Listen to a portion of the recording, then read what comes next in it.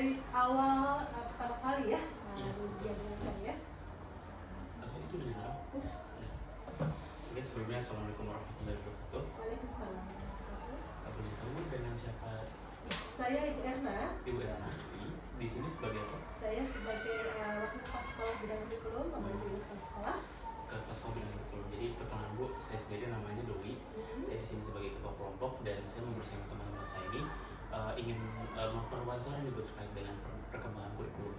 Nah, saya melihat bahwasanya profil SD anak ini cukup baik ya Bu, karena memiliki kurikulum yang extraordinary gitu atau nggak biasa gitu.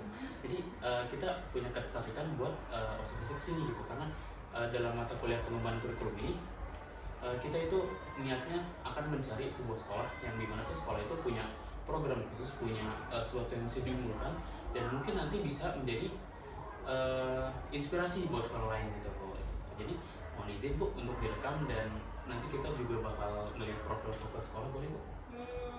Untuk hari ini melihat ke kelas-kelas atau bagaimana? Di sini-sini aja gitu Bu. Oh, Mungkin untuk melihat lingkungan. Iya. Ya baik, silahkan. Tapi memang nanti untuk itu harus diperhatikan ya, tidak bisa sendiri. Oke. Ya, mungkin di sini ada beberapa pertanyaan Bu dan ini fokusnya hanya tentang kurikulum aja. Dan untuk pertanyaan pertama mungkin bisa dimulai ya? Ya, silakan. Program unggulan nih Bu, program unggulan yang dimiliki sekolah SD Ranah Halim apa nih Bu? Oke, kalau untuk program unggulan, insya Allah kita ini punya kurikulum singkatan dari kurikulum iman, Al-Quran dan adab, gitu ya. Jadi bagaimana kemudian kita di usia sekolah dasar ini mengedepankan adab, iman dan Al-Quran kepada anak-anak kita. Jadi concern kita nggak hanya akademik, walaupun memang terintegrasikan dengan akademik pastinya. Kita masih pakai kurikulum Diknas, di mana misalkan capaian pembelajarannya, TP-nya itu masih menggunakan Diknas, tidak membuat sendiri. Nah, tapi memang kemudian kita integrasikan dengan muatan keimanan dan keislaman seperti itu. Jadi di struktur kurikulum pun itu sebagai sekolah Islam kita mengedepankan banyaknya muatan pembelajaran Islami. Tapi tidak kemudian menghilangkan kedinasannya. Adapun muatan Diknas misalkan kayak matematika itu juga kita integrasikan dengan muatan keimanan. Misalkan matematika sedang belajar mengenai berhitung. Nah, itu bagaimana kemudian kita juga sandingkan dengan ilmu-ilmu yang ada di dalam Al-Quran seperti bagaimana Allah menciptakan bintang itu jumlahnya miliaran. Nah, berarti ada angka bilangan miliaran. Bagaimana kemudian misalkan seorang ibu menyusui, itu selama 2 tahun dan menyapihnya. Nah, itu ada bilangan-bilangan yang itu juga kita sampaikan ke anak-anak. Pembelajaran mengenai bahwa Allah juga meminta kita belajar supaya teman-teman anak-anak tahu bahwa 2 tahun itu kalau dikonversikan berapa hari. Nah, itu seperti itu. Jadi di pembelajaran umum pun kita usahakan kita integrasikan dengan muatan keimanannya supaya mereka selalu mengingat bahwa semua segala sesuatu itu terhubung dengan pencipta. Contoh lagi yang paling mudah sih sains ya, karena kan Al-Quran itu banyak sekali ilmu sainsnya ya. Jadi contohnya misalkan di kelas 6 tentang tata surya nih, gitu ya, bahwa di Al-Quran itu disebutkan tentang peredaran planet, gitu ya. Nah, kalau itu Al-Quran buatan Nabi Muhammad itu mustahil. Bagaimana Nabi Muhammad tahu kalau misalkan bahwa di langit, di alam semesta itu ada peredaran bulan, bintang dan semuanya tidak ada yang berbenturan, tidak ada yang bertabrakan dan semua beredar pada orbitnya. Dan itu sudah diteliti oleh peneliti dan memang sudah artinya mereka sudah mengakui bahwa di Al-Quran apa yang disampaikan juga itu benar adanya seperti itu. Jadi bagaimana sebisa mungkin kita memberikan nilai-nilai keimanan supaya wah hebat ya pencipta kita gitu ya. Maka semakin besarlah mereka untuk kemudian cinta juga sama penciptanya. Itu sih keunggulan kita. Tapi memang juga ada yang kemudian kayak misalkan keunggulan lainnya adalah kita bagaimana supaya anak-anak itu bisa membaca Al-Quran dengan baik dan benar. Maka muatan pembelajaran Al-Quran pun juga dalam 1 pekan itu lebih banyak daripada yang lainnya, yaitu 10 CP. Jadi setiap hari ada pembelajaran Al-Quran seperti itu. Kemudian pembelajaran PAI sendiri mungkin kalau di sekolah lain mungkin hanya 2-4 CP, kita ada 6 CP. Di antaranya ada muatan tambahan yaitu mengenai PAI itu sendiri, mungkin kemudian juga ada adab dan hadis seperti itu, dan juga praktek ibadah ditambah bahasa Arab seperti itu. Mungkin sama sih sebenarnya dengan sekolah-sekolah lainnya, sekolah Islam ya, karena memang kita tidak bersaing dengan mereka, tapi kita sama-sama untuk bagaimana kemudian bangsa ini nanti pemuda-pemudanya, calon pemudanya itu adalah ya pemimpin yang berakhlak mulia, kemudian juga menjadi yang soleh-soleha, itu harapannya. Jadi kita bukan yang anak nanti bersaing dengan sekolah lainnya, kita kurikulumnya nggak boleh kemudian kita bagi-bagi ke sekolah lainnya. Kita pernah mendapatkan kunjungan studi banding dari sekolah-sekolah lain yang juga sama-sama kita belajar, saling berbagi, karena memang kita tadi karena sama-sama ingin mewujudkan Indonesia lebih baik. Jadi bukan yang mungkin nanti takut kita paksa-paksanya tuh lari ke sekolah lain gitu kan, jangan kemudian berbagi. Tidak, insya Allah kita berbagi ilmu tentang pengembangan kurikulum ke depannya seperti itu. Nah, kalau untuk tadi misalkan Miss Asal tadi di Asal hanya Cambridge ya. Nah, itu adalah tambahan-tambahan teman-teman kurikulum seperti Cambridge, karena memang bagaimanapun kita tidak hanya patuh pada akhlakul karimah, tapi juga bagaimana nanti anak-anak bisa beradaptasi dengan perkembangan zaman, gitu ya. Globalisasi ini kan sangat pesat ya teman-teman ya. Nah itu juga mereka harus mampu, harus bisa mengikuti dengan baik. Maka kemudian kita adakan juga kurikulum Cambridge supaya mereka bisa juga nanti beradaptasi dengan lingkungannya seperti itu. Cukup menginspirasi ya, karena di era sekarang ini akhlak dan adab itu sangat minim ya, apalagi di sekolah-sekolah yang mungkin tidak menerapkan sistem seperti ini gitu ya. Jadi mungkin kedepannya mungkin bakal bisa jadi inspirasi buat sekarang. Amin, insyaallah ya. Dan karena kurikulum itu tidak mungkin berdiri sendiri ya, pasti ada yang menggagasnya. Dan siapakah yang menggagas program tersebut, dan sejak kapan kurikulum itu diterapkan? Baik, untuk yang menggagas saat itu seingat saya adalah mungkin Ustazah Deti, ya itu adalah ibu kepala sekolah kami. Saya lupa, beliau masa bertugas di An-Nahl itu kalau tidak salah tahun 2017-2018 dan berakhir di tahun 2022-2023. Dan kurang lebihnya di awal itu kalau tidak salah 2017 itu beliau lah yang mengangkat kurikulum. Beliau awalnya tidak mengikuti kurva, beliau menyampaikan ini sebagai kurikulum langit gitu ya. Jadi mungkin terinspirasi dengan salah satu buku yang mungkin saya lupa beliau pernah sampaikan gitu ya tentang kurikulum langit ini. Kemudian beliau gagas itu di hadapan direksi manajemen dan support luar biasa dari manajemen, alhamdulillah berjalan hingga sekarang. Namun memang banyak hal yang perlu perbaikan. Setiap tahunnya kita mengadakan evaluasi dan perbaikan. Dan di awal misalkan kita belum punya buku sendiri, kita masih punya buku luar, misalkan penerbit Erlangga atau Tiga Sangkai dan sebagainya. Nah, bagaimana kemudian guru-guru dari buku itu akhirnya harus menanamkan, menyisipkan di setiap pembelajaran menggunakan PowerPoint, media pembelajaran lainnya seperti itu. Nah, bertahap setelah itu kami mencoba membuat handout. Sebelum buku kita membuat handout, yaitu dimana guru-guru yang tadinya dari buku Tiga Serangkai Erlangga membuat sendiri. Nah, hal-hal yang sudah guru buat itu akhirnya kita rapikan, kita susun, kita kumpulkan, kita susun, dan menjadilah handout untuk panduan. Dan kemudian anak-anak menggunakanlah handout itu bersamaan dengan pandemi. Pada saat pandemi kan ekonomi juga kolaps ya. Kemudian banyaklah yang orang tua mungkin saat itu mungkin kerjaannya hilang atau mungkin kerjaannya tidak lagi full seperti itu. Jadi kita mudahkan dengan adanya handout, lebih mudah dari buku untuk pembelajaran anak-anak seperti itu.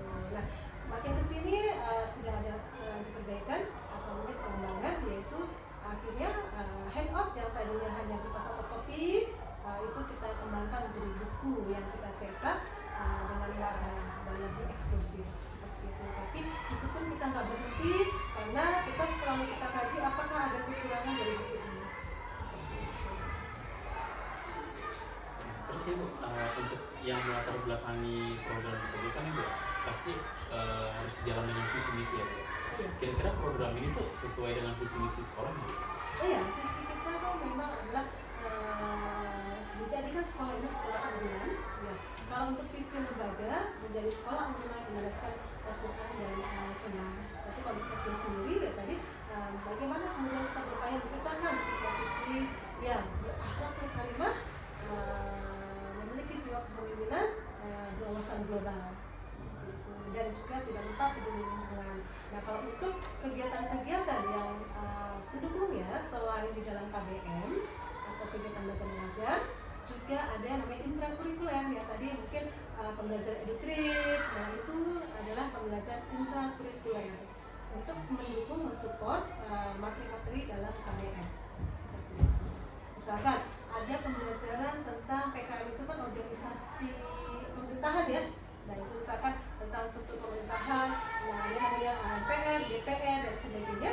Nah, kita kemudian kelas 6 ini ada kunjungan edukasi ke gedung MPR atau menemui anggota dewan. Itu contohnya. Jadi kegiatan intrakurikuler selain edutrip itu juga banyak, diantaranya seperti market day, kemudian juga fun cooking dan sebagainya. Itu untuk mengintegrasikan apa yang dipelajarkan dengan praktek di lapangannya. Terus Bu, kebutuhan apa sih Bu yang ingin dijawab melalui program-program tersebut? Misalkan dari akademik, karakter, atau keterampilan Bu? Ya tadi kembali lagi bahwa kita memang kebutuhan kita adalah bagaimana mengupayakan agar anak-anak ini belajar tentang adab dan mengimplementasikannya. Jadi supaya mereka nanti tetap pada saat kemudian sudah tidak lagi di Al-Hal, akan berpindah ke sekolah lain yang mungkin bisa jadi sekolah yang bukan sekolah Islam. Kalau sekolah Islam masih aman ya, apalagi masuk ke pesantren itu masih aman. Tapi yang mungkin menjadi kekhawatiran adalah mereka akan masuk ke sekolah-sekolah umum, yaitu tidak banyak pembelajaran agamanya dan kemudian terkontaminasi dengan lingkungan mungkin yang nanti notabene teman-temannya adalah umum ya. Ada yang mungkin jika akhwat nanti melepas jilbabnya seperti itu, atau mungkin yang ibuan mungkin nanti pergaulannya terlalu bebas. Jadi kebutuhan yang mungkin kami lakukan, kami berikan maksud saya adalah bagaimana supaya anak-anaknya siap nantinya secara adab untuk bergaul dengan lingkungan yang lebih luas. Seperti itu. Baik. Tadi kan ada edutrip ya Pak? Iya. Atau kita disebutnya di sini field trip ya? Iya, field trip. Oh ya. Tadi kan ada edutrip, field trip. Nah, menurut Ibu apa bentuk kegiatan itu dalam pelaksanaannya gimana gitu? Pas edutrip ini. Oke, misalkan untuk sebelum pelaksanaan ini guru menentukan lebih dulu. Tadi mencari atau mengetahui materi apa yang mungkin bisa dihubungkan dengan kegiatan field trip. Kemudian setelah itu setelah perencanaan kemudian memutuskan kita kapan mau melakukan perjalanan. Nah, di perjalanan itu juga tidak hanya sekedar jalan-jalan gitu ya, tapi bisa ada misi untuk anak-anak yang kemudian nanti setelah mereka di sana melihat, mengamati, mereka akan membuat lesson. Seperti apa yang kalian pelajari dari kegiatan edutrip hari ini, seperti itu. Apakah orang tua juga terlibat? Oh tidak, kalau untuk di SD tidak seperti TK atau PG. Kalau TK PG kadang-kadang masih terlibat ya, di belakang masih mengikuti atau tiba-tiba muncul sudah di lokasi. Nah, kalau di SD kami membuat aturan kebijakan orang tua dilarang untuk mengikuti, karena membelajarkan anak-anak untuk mandiri dan mempercayakan sepenuhnya kepada guru. Seperti itu. Biasanya kalau misalkan edutrip ini kelas 1 juga Ya, seluruhnya dari kelas 1 sampai kelas 6 sesuai kebutuhan. Kalau kelas 1 ini ada kelas 2 ya, ini dunianya masih dunia yang bermain, kemudian juga dunia mengeksplor alam semesta. Ini seringnya kalau kelas 1 kelas 2 ini berkunjungnya misalkan ke semacam ekopark gitu ya, tapi bukan di luar, bukan di Al-Hal. Karena kalau di Al-Hal juga ada sebenarnya, tapi mungkin mau mencari tempat lain yang mungkin berbeda dari sekolah, dari pakai Al-Hal.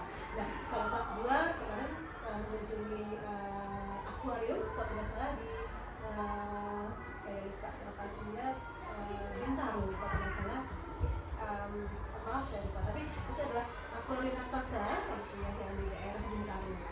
Jadi mengeksplor untuk lingkungan hidup seni. Berarti EduTrip ini terintegrasi dalam pembelajaran kelas. Iya betul, kita upayakan untuk terintegrasi dikaitkan dengan materi pembelajaran di kelas. Kita lanjut ke kurikulum. Iya boleh. Apakah program unggulan yang masuk ke dalam kurikulum ini? Gimana?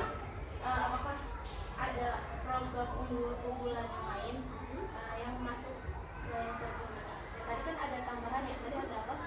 Kurikulum kurikulum yang tadi saya Cambridge, tambahan Cambridge. Iya. Kegiatannya selain EduTrip itu apa aja kira-kira? Kalau tadi yang masuk ke intra itu tadi ya ada kegiatan Market Day, hari pasar itu misalkan dalam 1 bulan ini gilirannya kelas 1 yang berjualan. Nah di situ juga ada pembelajaran anak-anak tentang menghitung uang, atau setidaknya tidak hanya menghitung tapi bagaimana mereka bisa memperoleh keuntungan, kemudian memiliki jiwa kreatif, mengetahui bahwa pasarannya misalkan yang lagi tren, yang lagi mungkin laku itu apa, seperti itu. Nah, kalau program unggulan yang di luar intra, kalau intra kan beragam ya, kita ada outbound juga, gitu ya. Kemudian juga ada kegiatan-kegiatan seperti menanam. Kita sebut dengan life skill. Kita ada menanam, setelah menanam kita mengolah menjadi bahan makanan. Seperti kemarin kelas 5 menanam kangkung, lalu kelas 4 jagung, dan hasil panennya kita olah. Kalau kangkung kita buat makanan yang di sayur, kemudian kalau jagung itu mungkin jasuke kalau masalah anak-anak saat itu. Nah itu kan kegiatan-kegiatan kurikuler ya.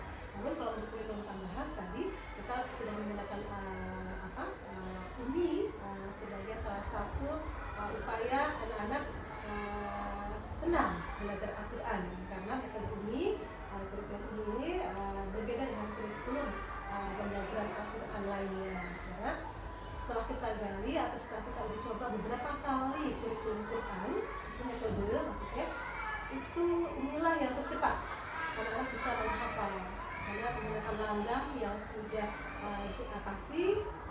Langgam itu apa ya, nada ya mungkin ya, ayat, dan itu menyenangkan buat anak-anak. Nah, kemudian kurikulum lainnya untuk bahasa Inggris, karena tadi kita untuk globalnya supaya anak-anak bisa beradaptasi dengan lingkungan luar yang pastinya mungkin 10 tahun ke depan ya bisa jadi era globalisasi, banyak orang asing yang masuk gitu ya, bahkan kita bersaing dalam hal pekerjaan seperti itu. Maka kita juga upayakan adanya kurikulum Cambridge untuk anak-anak seperti itu. Jadi dengan Cambridge mudah-mudahan pembelajaran bahasa Inggris juga menyenangkan dan anak-anak bisa mengikuti dengan baik. Kalaupun mungkin orang tua masing-masing mensupportnya juga dengan tambahan-tambahan les di luar sana. Apakah ada modul atau perencanaan untuk Kalau untuk modul yang tadi saya bilang buku kurma untuk pembelajaran ada. Kalau untuk Cambridge itu bukunya sedang disusun karena ini dari tahap percobaan, karena ini dari perdana, dan perdana ini nggak dari awal tahun. Ini kita baru mulai kurang lebih 2-3 bulan kemarin, atau di awal Januari ya terapnya di semester genap ini. Jadi ini baru penjajakan. Nah tahun depan itu baru mungkin sudah ajak, mudah-mudahan sudah ada modulnya sendiri. Kalau saat ini modulnya masih buatan kurikulum, itu pun juga masih juga mendapatkan arahan dari pihak pengelola Cambridge atau dari Mentari. Kalau misalnya untuk perencanaan pembelajaran modul ajaran, Oh ya, modul ajaran pastinya guru harus punya. Kalau nggak punya perencanaan, ngajar ngawang-ngawang gitu ya. jadi untuk modul ajar tersebut juga harus diintegrasikan sama kurikulum formal atau Iya, betul. Di dalamnya itu misalkan pendahuluannya, itu pendahuluan kan biasanya ada kegiatan yang misalkan guru meminta siswa, salah satu siswa memimpin doa, kemudian juga guru mengecek kebersihan, guru memberikan motivasi belajar, yaitu menguatkan adab dalam majlisnya. Bahwa di kurma ini kan kita tadi mengedepankan adab, dan bahwa dalam belajar ada adab dalam majlis ilmu. Nah, itu juga selalu diulang-ulang dan itu memang dimasukkan di dalam poin kegiatan kita, kegiatan awal. Kemudian guru menanyakan pertanyaan pemantik, dan itu juga dihubungkan dengan keimanan. Apakah kalian tahu bahwa Allah menciptakan bumi sebagai tempat berdiam manusia, para tamu itu ada di situ. Tapi pendekatannya ada pakai di ini kan? Untuk pendekatannya saat ini di klinik kita belum seluruhnya. Jadi untuk saat ini kita masih pakai yang lama. Kalau untuk yang klinik kita ada beberapa dulu tapi belum semuanya untuk menguasai. Ada gitu ya Pak. Iya. Kan tadi sebelumnya Ibu bilang kalau misalnya kalau ini kan sempat studi banding gitu ya Bu ya. Nah, apa sih ada nggak sih kayak program lain gitu yang apa keunikan atau inovasi dari program ini gitu dibanding sekolah lain itu ada? Dari studi bandingnya maksudnya? Iya. Tidak, artinya yang tadi saya sampaikan mungkin lebih kepada dari sekolah luar melakukan studi banding ke Anahal seperti itu. Tapi kita juga pernah sih studi banding ke sekolah lain. Lebih kepada begini, kalau untuk bagaimana mengimplementasikan agar kebutuhan tadi kita tercapai, insya Allah untuk Anahal itu sudah percaya diri. Hanya saja ada hal yang mungkin Anahal ini masih belum percaya diri, yaitu di bidang prestasi capaian akademik. Misalkan bahwa untuk kemudian kita mengikuti kejuaraan olimpiade, kemudian atau kejuaraan prestasi lainnya dalam bidang akademik, bagaimana mengumpulkan anak-anak supaya bisa berprestasi, itu yang mungkin kita belum signifikan. Maka kemudian kita melakukan studi banding pernah ke Al-Hikmah Surabaya. Tapi kalau secara pembelajaran pada saat kami ke sana studi banding, kami merasa lebih percaya diri dan kami merasa lebih baik dalam hal pengelolaan. Hanya saja memang yang kami tuju ke sana adalah bagaimana sekolah Al-Hikmah itu bisa memiliki banyak prestasi dan selalu atau sering, bukan selalu ya, sering menjuarai olimpiade lomba-lomba seperti itu. Nah, itu kunjungan kita. Dan yang kedua, insya Allah nih kita juga akan melakukan kunjungan dibanding ke Tarasalfi ya. Tarasalfi itu sekolah umum, tapi mereka terlihat berkelas ya, karena memang mereka memiliki display atau memiliki layout yang bagus sebagai sebuah sekolah yang menyenangkan, khususnya mungkin layoutnya tertata rapi dan sebagainya. Jadi kita berkunjung ke sana bukan untuk belajar menggali tentang kurikulum kurikulumnya, tapi lebih kepada tentang display atau layoutnya mereka, sekolah mereka. Oh, satu lagi juga tentang literasi. Ya, bagaimana Tarasalfi itu terkenal sebagai sekolah yang sudah bagus dalam hal pengembangan literasi, maka kami juga sedang belajar sebagai tambahan untuk kita menguatkan literasi begitu.